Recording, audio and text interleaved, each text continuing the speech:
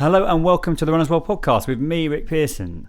And me, Ben Hobson. Today we're speaking about why you don't have to smash every workout to improve. Got to smash it, mate. Got to absolutely smash this run. No, you're not. Don't need to. Calm down. But yeah, in terms of, talking of people smashing it, Rick. Yeah. Segue. There's a new parkrun world record. Amazing. Yeah. Andy Burchart has gone and beaten Andy Badley. So the Andys have had an absolute face-off. That's the quickest Andy. Yeah. The quickest Andy. It's not really a parkrun record. It's just the quickest Andy. And he's done it. So that was fairly long-standing from Mr. Badley. That was Olympic year, wasn't it? Yeah. I think that's right. Yeah, over 10 years. So was it 13 minutes 45 seconds is a new parkrun. It's so quick, isn't it? God, that's fast. Whoa, makes me feel a bit sick. So congrats to him.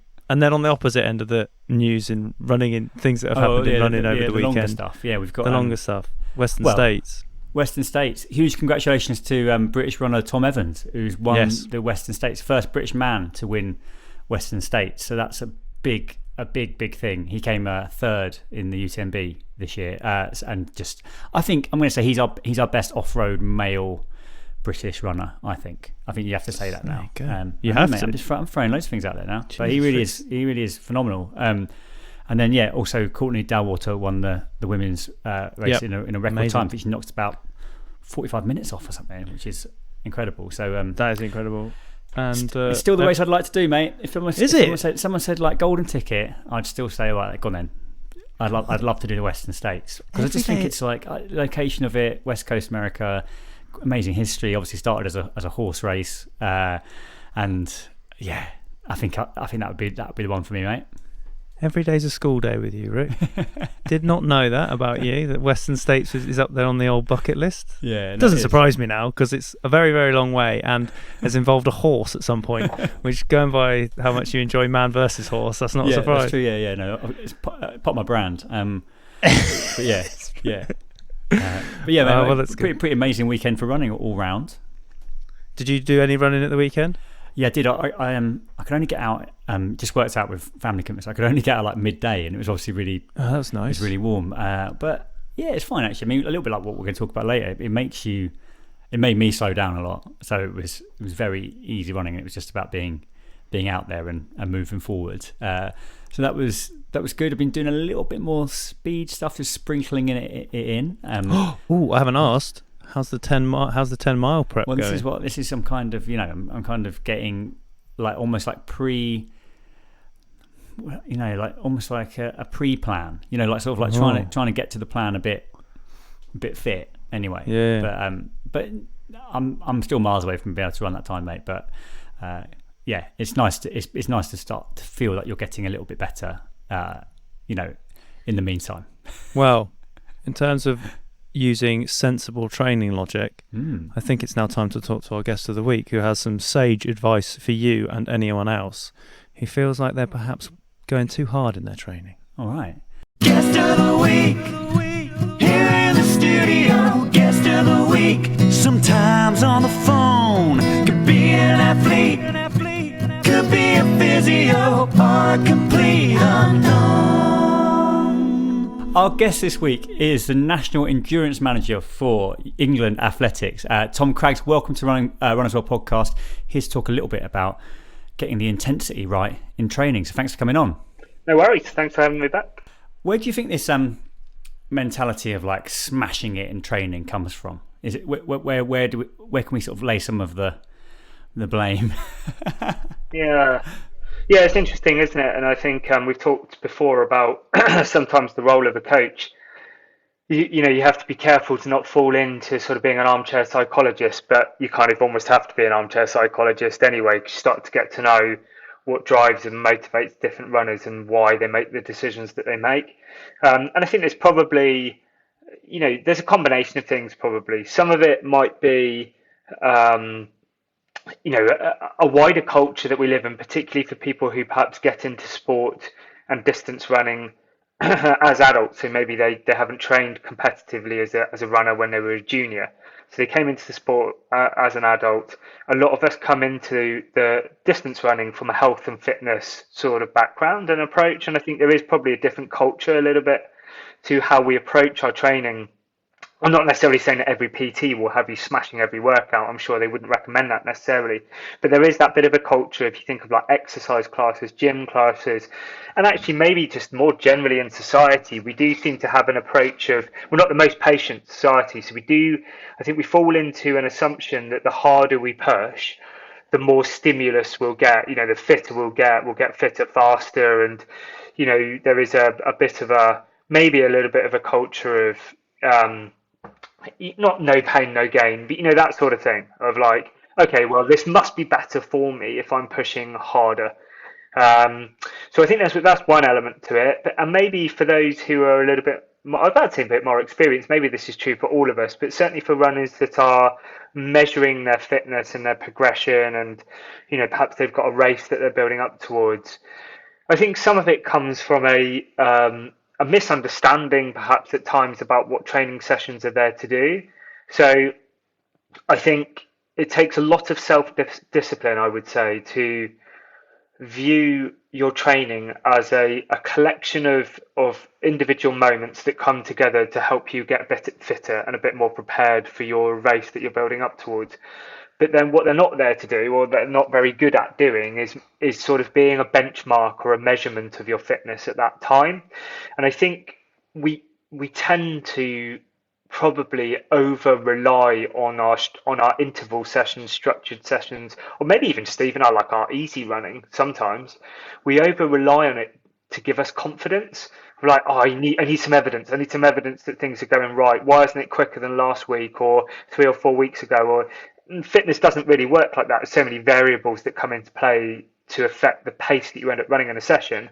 But at times I think runners struggle with confidence, and they look to get that from their sessions. And so to prove yourself, you kind of end up running. The danger of all of that is you end up running those sessions harder than you should do, because you want the numbers, the outcome of it, the figures at the end of it, rather than the kind of process of getting fitter that it's there to do, if that makes sense. Yeah, it does.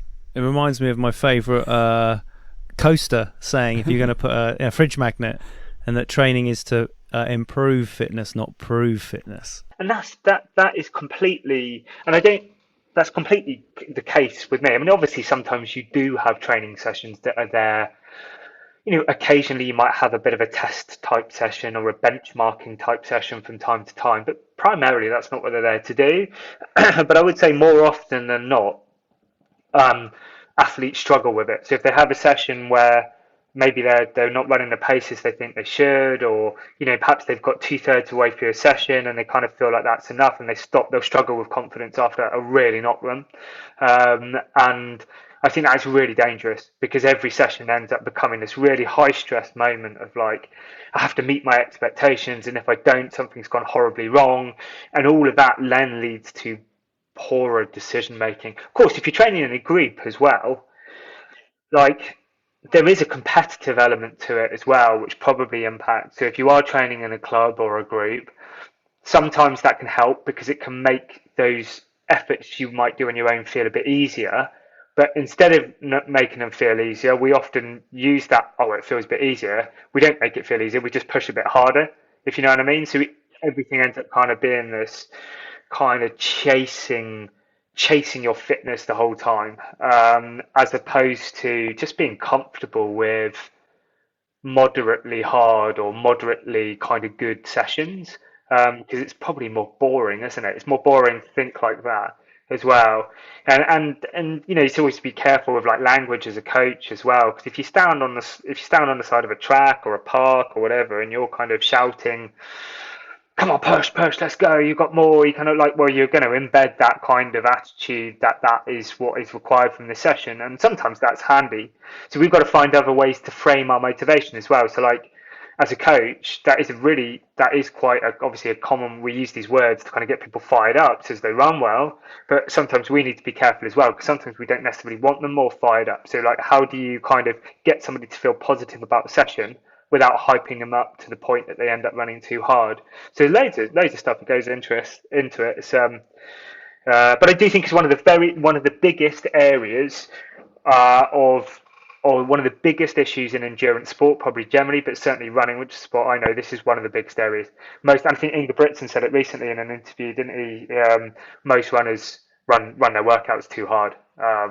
And I think that's true across the board, almost no matter where you are in your development journey, but particularly more for experienced runners, I would say. I'd say. Do you think there are certain sessions that are particularly prone to being run too quickly? I'm thinking maybe the classic one being tempo running or something like that. Yeah. I mean, obviously there were certain sessions that the purpose of the session is to have you running in a controlled way, and so they're the ones where the risk of running too hard kind of basically changes the nature of the session.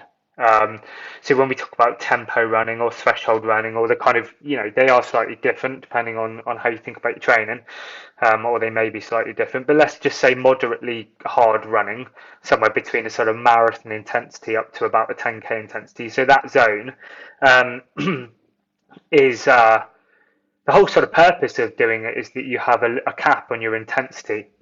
And that we're trying to find a point of almost steady state, for want of a better word, of discomfort. We're trying to find that kind of sweet spot we hold it. So those are ones again that people push too hard because you can run too hard in them, right? So for example, if I say I want you to run at a pace you could hold for an hour in a race, but I only want you to do it for 20 to 30 minutes worth of work. Well, you can obviously run it too hard. You've obviously got the capability of running it too hard.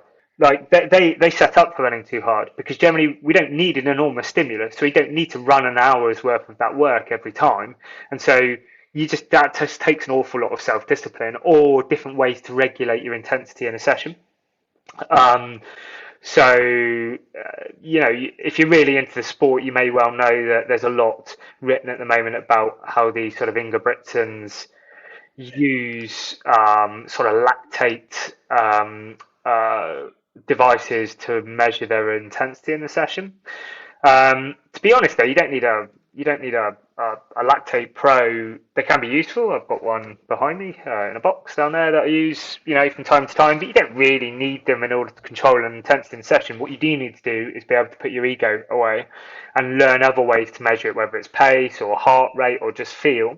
So they're definitely risky ones, particularly where we start to break them up. So if you kind of go I want you to run 3 by 10 minutes or 6 by 5 minutes. So as soon as you start to break it up into intervals, the idea of doing that is not necessarily to see you running harder and being able to. It's more to just to make the session more kind of manageable, to make it allow us to be able to progress that session over time. To allow you to kind of almost mentally reset as you go through the session and keep a bit of a lid on your intensity. Sometimes it's used to do the opposite. Well, I can push harder because I'm getting these kind of recovery intervals. So that's one bit. And then obviously any out and out sort of interval based sessions, so short repetitions. So put it like this. More often than not, in a group situation, if I ask athletes to go and run at 5k pace or 10k pace, they will run quicker than that.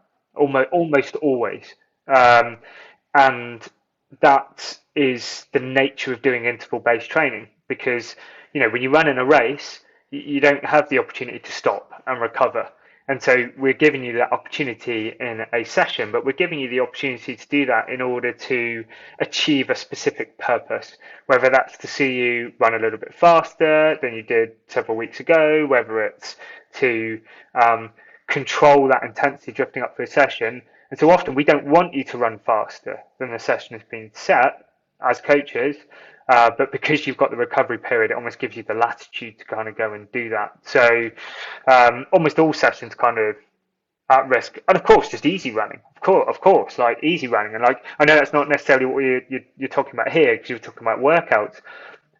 But But easy runs, long runs, you can smash those as well. Like you can almost end up with an entire training week where you kind of run hard almost every day in some shape or form. So your easy and steady runs become like tempo runs. Your tempo runs become like kind of pushing up towards kind of threshold runs. Your threshold runs become interval runs, and your interval runs become like smash fest. Like everything shifts upwards, which is then when over a period of time, your body will probably likely start to get a bit run down, and we risk injury and other bits and pieces. So self-discipline and self-control is an enormous skill in running, but underrated, I think. Do you think you mentioned ego, and I feel that in the sort of the modern era of running, and we talk about this a fair amount actually on here, so it probably sounds like a bit of a repeat, but we talk about the sort of the outside influences of people and how they're running, and from a coach's point of view, how do you get that? Do you get a sense with athletes? Because I think for your average runner, looking online and seeing what other people are doing and how they should be behaving, or I don't know, David Goggins and that sort of like mentality of stuff kind of creeps in and influence. Do you have that with athletes? Do you sort of feel like they need to present a sort of I'm the best and the pressure of social media and everything else? Yeah, I have definitely seen that, and it's often. It's not. It's very rarely out and out sort of competitive. What I've seen is personal. I want to run quicker than them. It's often the opposite of like, it's almost like a humble. I don't know, like a humble brag sounds very kind of very like really negative. I don't really mean it that way, but I think people do like to show off. That's what a lot of social media is about. Sorry, there's some drilling going on in the background if you can hear that. But yeah, so there's social media is about self-promotion. Obviously, there's a large part of that in social media, and I don't think it helps because ultimately, it's much more impressive to say, I ran my 3 by 10 minutes at I don't know, 6 minute miling than it is where, 6:30 miling, which is where I should have been, or whatever.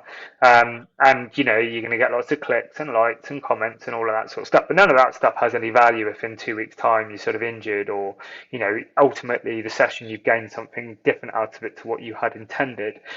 So I do think there's a pressure on athletes to feel like, and you see that a lot. It's the same with races where maybe things don't go to plan.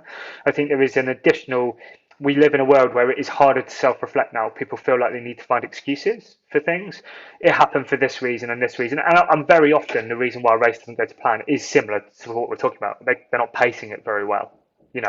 And so when we talk about smashing workouts, one of the other aspects that can impact is, look, ultimately, if you can't contain yourself in a workout, how can you expect to contain yourself on race day?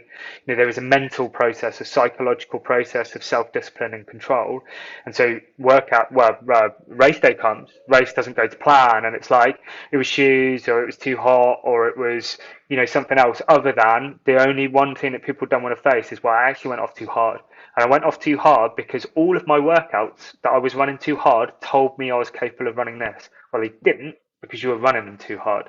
So your 10K workout didn't tell you were ready to run that for 10K. It told you were ready for that for 5K. And the wheels came off at 5 or 6K into your 10K because you're running workouts too hard. So I think there's a lot that goes into it. And so the feed, if you really, and I sort of said, I don't think you should be using workouts to really be getting all of this, like this will tell me where I'm at in a race.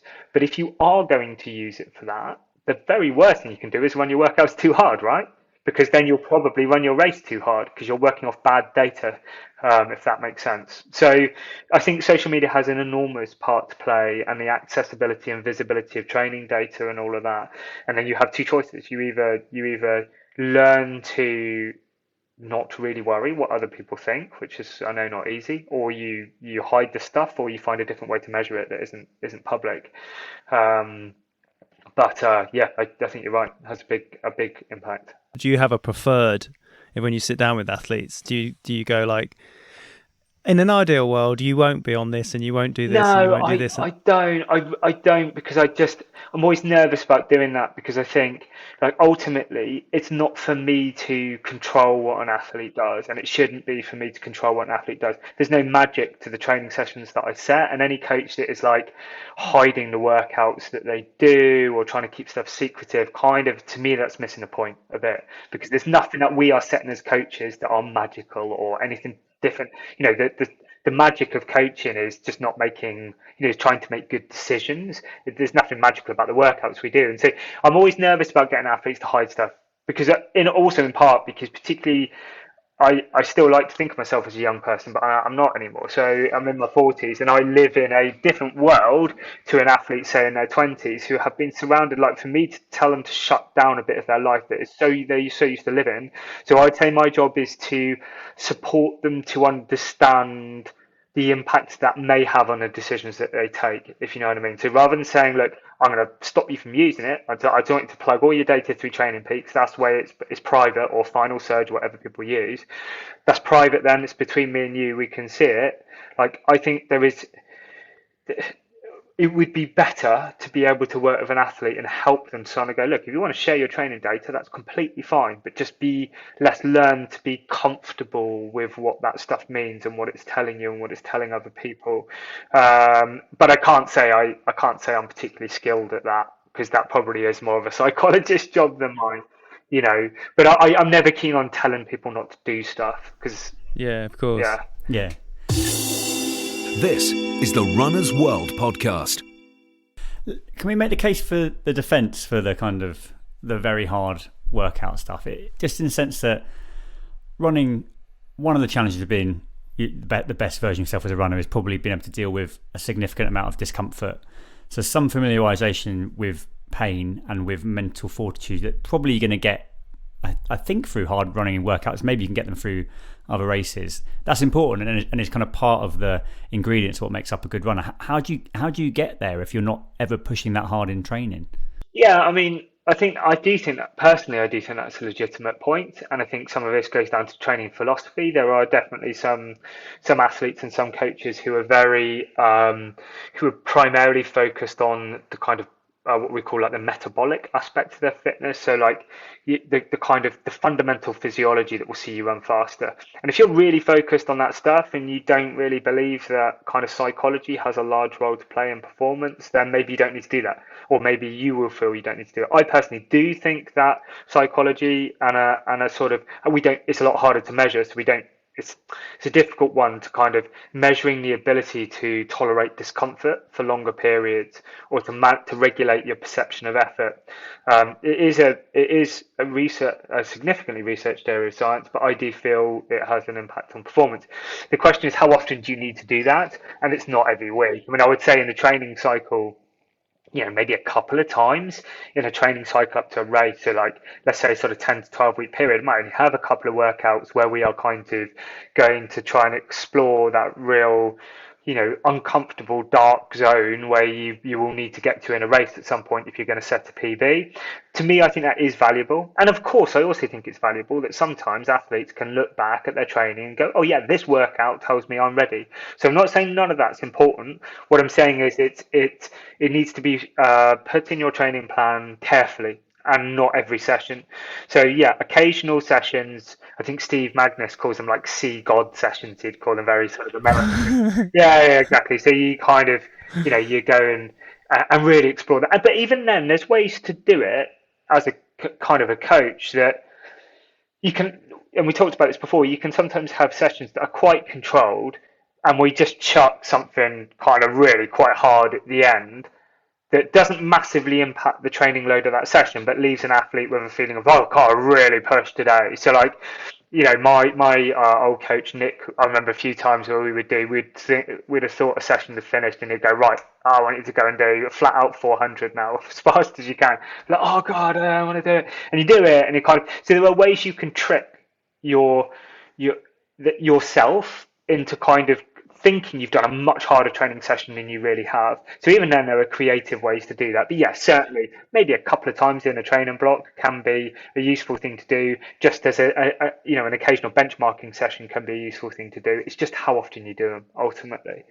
I guess it ties in with volume, right? Because you say if like someone throws in a cheeky 400 and you're flat out, like you can cope with an occasional max effort like that. But if you're doing 10Ks of that sort of like extra stuff every single time, it's that volume and intensity that are going to really creep up on you. Yeah, so you're going to massively, exactly. So let's, whatever, like if you've done a moderately controlled sort of 80 to 90% type session, and you chuck in one or two quick efforts at the end of it, is obviously a lot less overall impact than doing a whole lot where you basically every rep you start every rep like it's the start of a race, and you like, I know it's but I think you do see it a lot. I think definitely in clubs, yeah. And I think it's hard on your own as well in training, because the risk of this is like you're chasing a pace in a training session. I know I am guilty of this, albeit I don't do many structured sessions anymore. But when I do, I used to feel this pressure of, in order for me to get the benefit of this training session, I must see these numbers at the end of it. And what ends up happening is you kind of go you end up really pushing probably a bit too hard in the first 30 to 60 seconds of each effort, because you're trying to get yourself up to pace, and really you've probably pushed yourself beyond the pace you need to be, and then you're kind of clinging on for the rest of that effort. You get to recover and the whole thing happens. So you get this kind of these really you get these kind of mountain peaks in each repetition where you kind of go up hard and then you're clinging on, you go up hard and you cling on. It's just not a great way to support your body to learn how to regulate intensity carefully, which is what you need in a race. Ultimately, you need to know where that kind of red line is that you can push to, and sometimes push beyond, but for the most part sit just on or just underneath, basically.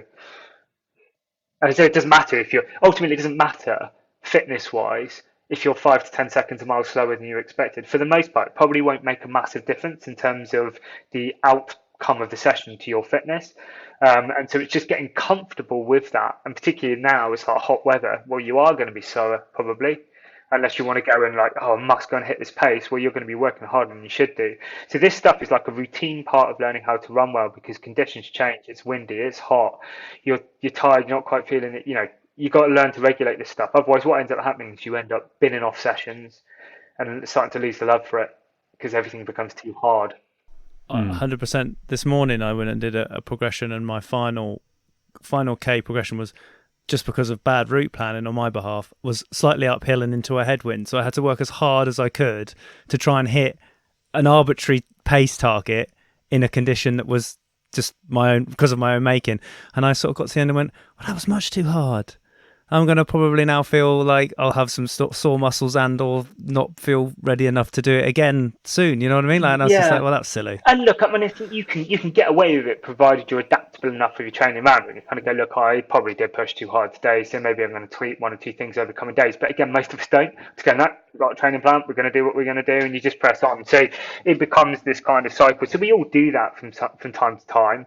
But I think it takes a lot of self-discipline. So in that situation, to kind of go, no, like my pace might even slow down because I'm going uphill and I'm into a headwind. So my pace might even slow down, but the intensity is what I'm looking for here. It's really hard to do. We know that's what we should do, but how do you learn that and practice it? Takes a lot of self-control, I think. Yeah. How does this fit in, Tom, with like the polarized training, sort of 80-20 approach? The idea, for anyone who's not familiar with that 80% should be really easy and 20% should be pretty hard, but making that 20% not too hard. I feel like those messages could be almost feel like they're kind of working against each other a little bit. Yeah, the subtlety of sort of polarized training 80-20 to work can get lost because it can become sort of oversimplified as being you do 80% of your time easy, you do 20% of your time hard, and there is a lot that 20%. And you read this sort of research that sits behind it, or the sort of Stephen Seiler stuff, there's a lot of range in what that 20% can look like, if you know what I mean. Yeah. So, really, even your kind of threshold work can fit the upper end of it, anyway, can fit within that 20%, if you kind of, if you read the research and you're kind of careful of what you do.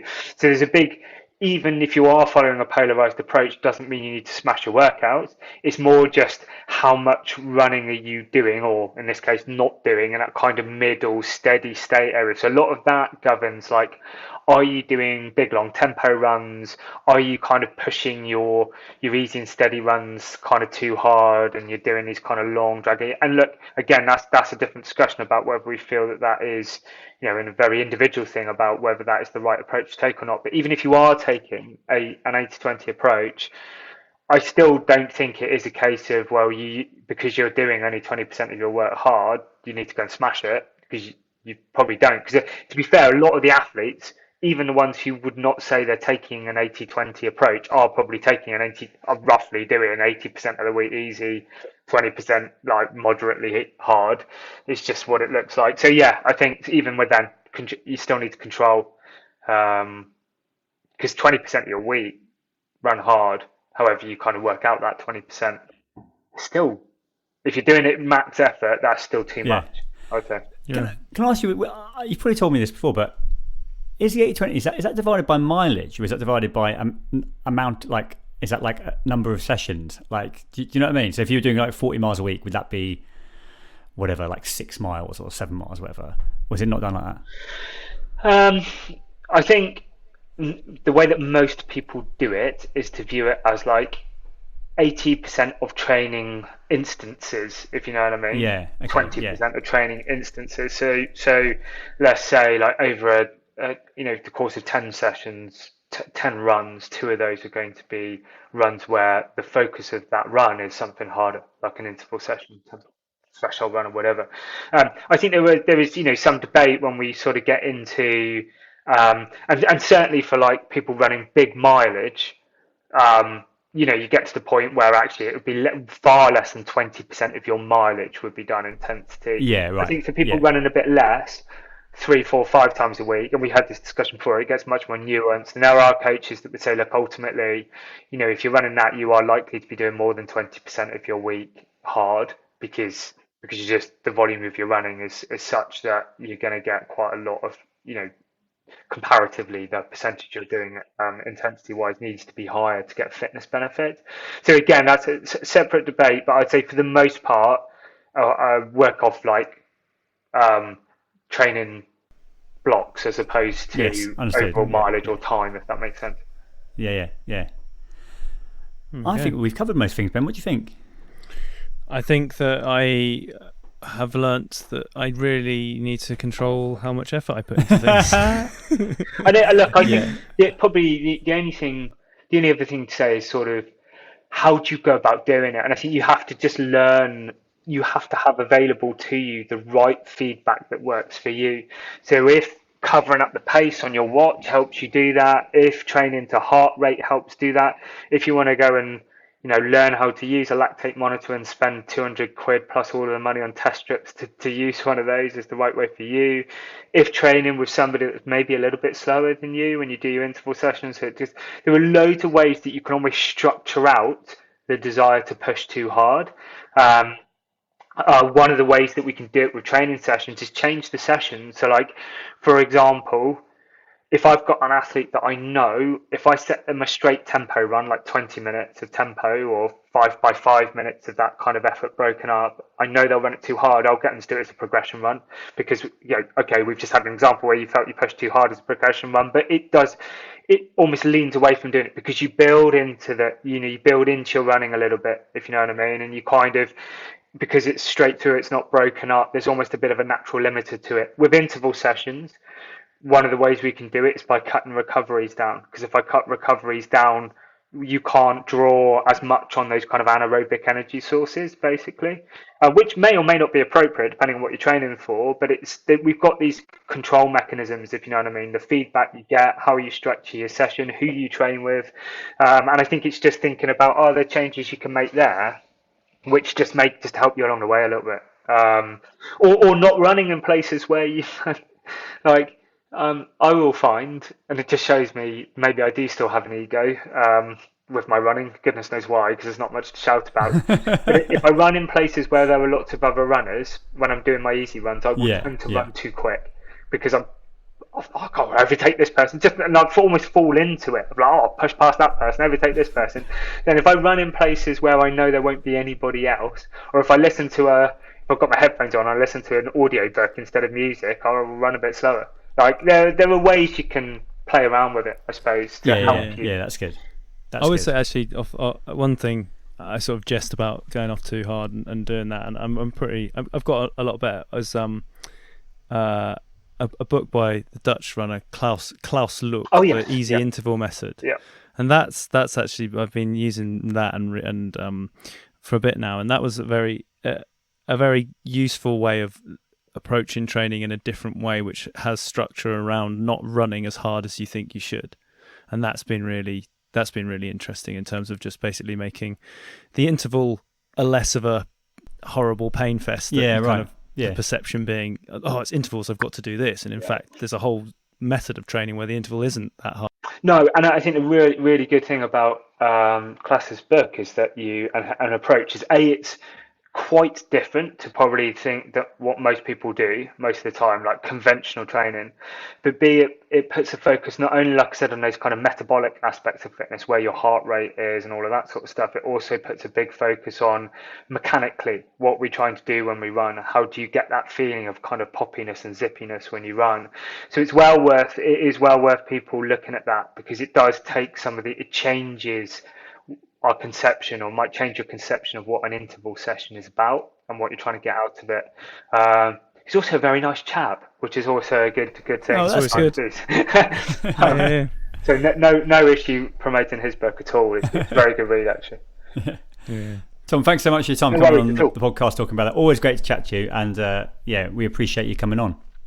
Lovely to speak to you guys, and catch you very soon. So that brings us to the end of this week's Run As Well podcast. A huge thanks to our guest Tom Craggs, and to you, of course, for listening. You can subscribe to 3 issues of Run As Well for just £5. Head to runaswell.com/UK/podcast offer to get that delicious invitation to read a magazine. And thank you for listening. You'll hear from us again next week.